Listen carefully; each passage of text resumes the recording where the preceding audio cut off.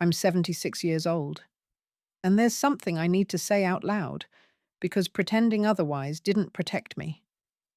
I don't have children. I don't have grandchildren. And most days, I tell myself that was a choice I made. But the truth is more complicated than that. When I was young, people used to say I was free.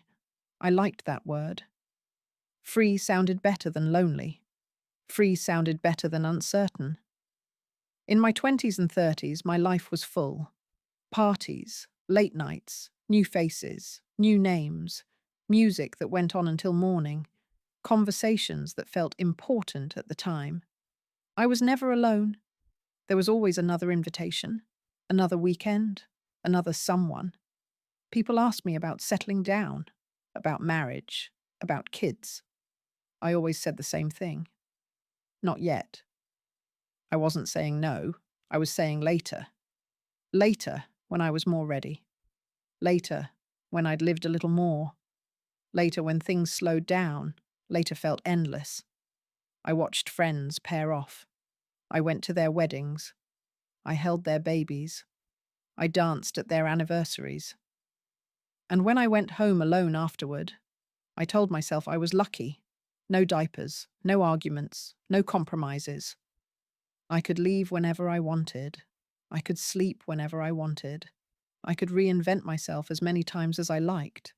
And for a long time, that felt true. What no one tells you is this. Your life doesn't change all at once. It narrows. The parties get quieter. The invitations slow down. People stop asking if you're coming and start assuming you're busy, not because they don't care, but because they have families now. By the time I noticed the silence, I was already in my 50s. Dating felt different then, heavier. People carried histories, divorces, children from other lives. I still told myself I had time, and then one day, without any warning, I didn't. I remember the moment clearly. I was sitting at my kitchen table on a Sunday morning, sunlight coming through the window, coffee going cold, and it hit me. There was no one who needed me that day, no one who would notice if I didn't show up. That's when the fear arrived. Not panic, not sadness. Fear.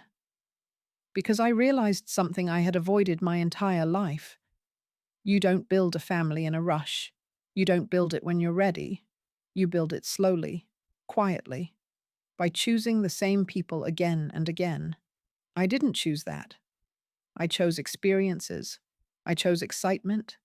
I chose to keep my options open. And options are a strange thing. They feel like freedom until they close. Now I'm 76. The people I partied with are gone.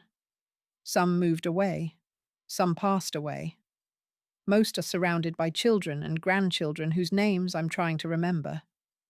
Holidays are the hardest. Not because I'm alone, but because I know exactly why. There's no one to blame. No villain in this story. Just a series of not yet decisions that quietly became never. If you're watching this and thinking, that won't be me, I understand. I thought the same thing. I'm not saying everyone needs children. I'm not saying everyone needs the same life. I am saying this. If you want something someday, you have to start building it before you're ready. Because one day, readiness won't matter. One day, the choice won't be there anymore.